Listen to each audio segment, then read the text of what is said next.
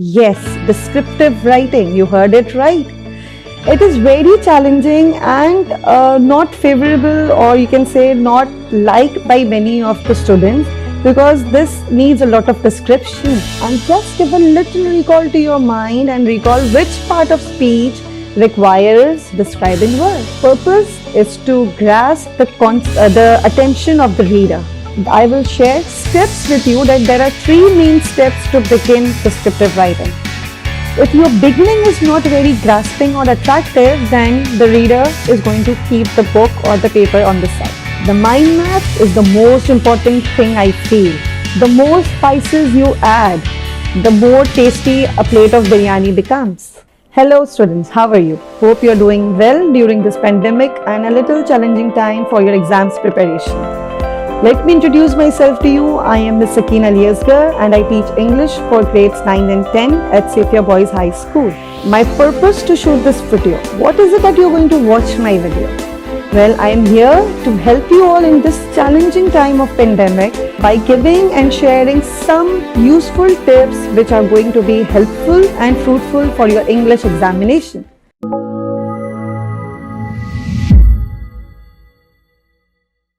Our today's first topic for the video is descriptive writing. Yes, descriptive writing, you heard it right. It is very challenging and not favorable, or you can say not liked by many of the students, because this needs a lot of description. Whereas very few or a handful of students like to do descriptive writing. Well, myself personally, if you ask me, I prefer descriptive writing rather than any other modes of writing that are there. The reason I take it descriptive writing in a different way. I take it descriptive writing as a describing word. A passage which is full of describing words. Like see, the word descriptive comes from the word describe, which means a passage in which you're going to add lots of describing words, and just give a little recall to your mind and recall which part of speech requires describing word.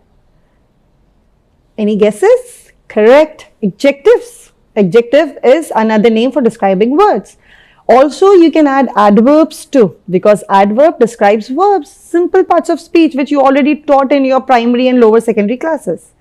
So, coming back to the topic descriptive writing, here on your screen, you'll soon see little definitions, pictures and tips, and some my tips which are going to help you write a wonderful and a creative essay.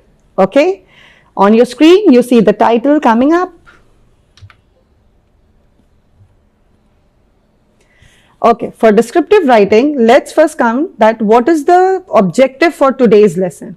By the end of the lesson, you will be able to apply guidelines in writing descriptive essay and write a well-structured essay effectively and creatively, which I also said earlier. Okay, now before we go further, let's do a little recalling. The recalling will be done by seeing 2 pictures on your screen. Soon you'll be witnessing 2 pictures on your screen one by one, picture 1 and picture 2. Do not lose your concentration over it. Maintain your concentration and observe the picture very carefully. Here we go. Picture 1. It's a wonderful vacation area, isn't it? I took such a deep breath looking at it. Now, picture 2. I just observed Mars at the first go. I don't know what did you observe on the first go. So, descriptive writing, as I said in the beginning of the video only, its purpose is to grasp the attention of the reader. Okay, when you're writing descriptive, it should be in such a way that when the reader is reading a book or your topic, your script, your essay, he or she should be able to create that whole image before you. Like if I tell you to do a quick recall of with a few seconds back, the first picture that I showed you about that vacation, it's there before your eyes. What words are you going to take to write so that the reader can have the same picture before his or her eyes? The second picture was related to today's time, the pandemic, COVID and all. So what words are you going to use? How to write, how to begin? Okay, now I will share steps with you that there are 3 main steps to begin descriptive writing. On your screen, you soon see 3 different steps coming one by one. If you want, you can note it down, that will be helpful for you later. Steps for descriptive writing. Number 1, choose a subject to write and decide who or what will you describe. In examinations, when you're given topics to for descriptive writing, narrative writing, you choose any one topic. If you're choosing for descriptive writing, then you need to mark few elements in it which you're going to describe, and your descriptive essay is going to depend on. Step 2, list facts. Have a rough outline or sketch an outline about what picture you want to draw before the eyes of the reader. And the last step, gather information for the introductory paragraph. See, the introductory paragraph is really very important, students. This is the main point that you need to understand. If your beginning is not very grasping or attractive, then the reader is going to keep the book or the paper on the side. If you want to score really good marks, make sure that your introductory paragraph is the best and the most attractive. It should be having so much of magnetic power that the reader is bound to read the very next line or the paragraph. I'll give you a little tip over here, as you can see on your screen coming up. The example of the last step says that suppose you want to describe any building, any area, any place you're talking about.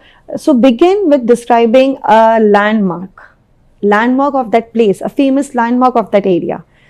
This is a tip that I gave you. Do keep it in your mind. Hope it helps you out. Okay, now let's move forward. The next slide that you see on your screen is the mind map. The mind map is the most important thing, I feel. If you don't prepare a mind map, you will have ideas flying away from your head when you start or begin writing descriptive essays. So mind map is really important. But wait. Yes, I said wait. Don't rush to start writing or filling up the mind map. The mind map that is seen on your screen is having only 3 detailed paragraphs, but depends on you how many paragraphs you want to add. The more paragraphs you add, the more creative and more attractive it becomes. But adding paragraph doesn't mean that you keep changing paragraph after 3 to 4 lines. Adding paragraph means that you change the details. You're talking about something else. Okay? I'll give another tip which is not there on your screen, but you can keep in mind.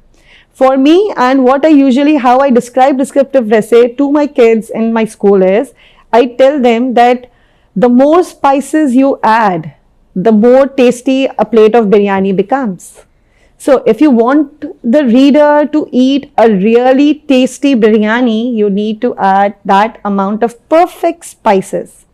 Spices means descriptive words, describing words, that is adjectives, adverbs, figurative speech.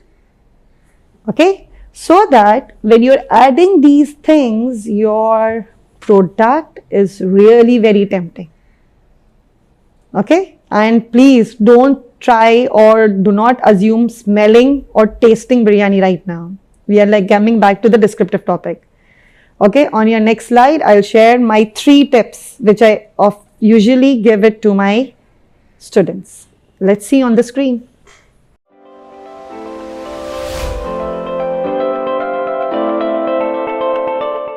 The 3 tips that I shared with you on your screen, now you will see a little detail about those 3 tips, and here comes the first tip. It is about use of 5 senses.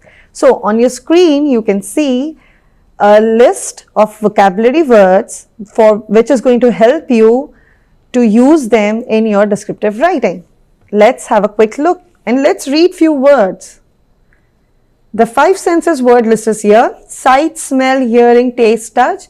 For sight, you can take skinny, smell, smoky, rotten, hearing, splashing, crunching.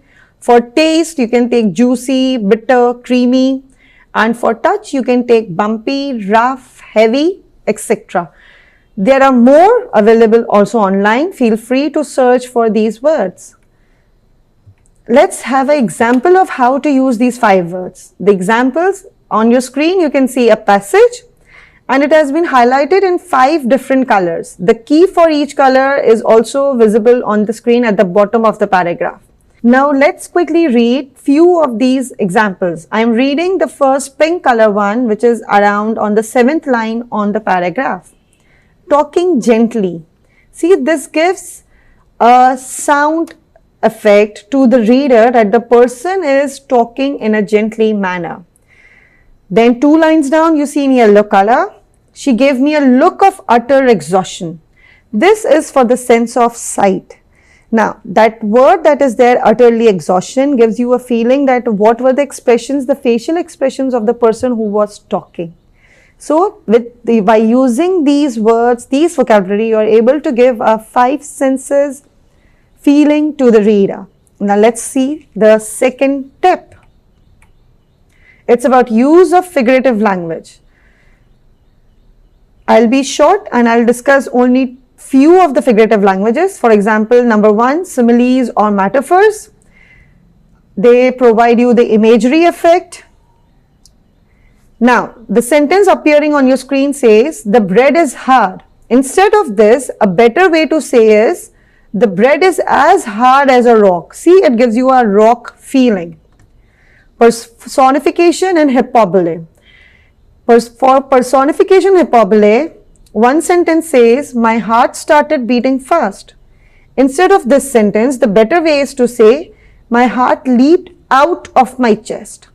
So, the second sentence for each figurative language example proves to be a better choice or a better option to write for, so that it gives a more visible and strong feeling for the reader while reading. And the last tip that I shared, show, don't tell. Let's check out the examples for it. The sentence on your screen is, he walked over to the stage and they gave him the award. This sentence is not very captivating to me. It's very simple and it is not giving me any good strong feeling or attraction. This can be better said, his feet felt like they were walking on air as he glided towards the stage. An award like this was a dream he could never imagine coming true. See how wonderfully show, don't tell has been explained with just using 2 sentences. I hope it's helpful. Now, we are coming to the end of the topic, but remember, yes, remember to proofread your work before submitting. That proofreading helps you to overcome or to make corrections wherever you feel you made wrong errors. Okay, you made errors. So it's better that you proofread your work. Students, I end my today's lesson here. I hope this video is fruitful and helpful to you people. Stay tuned for the next video, and inshallah for the next session the topic is going to be about tenses. Stay tuned. Allah Hafiz.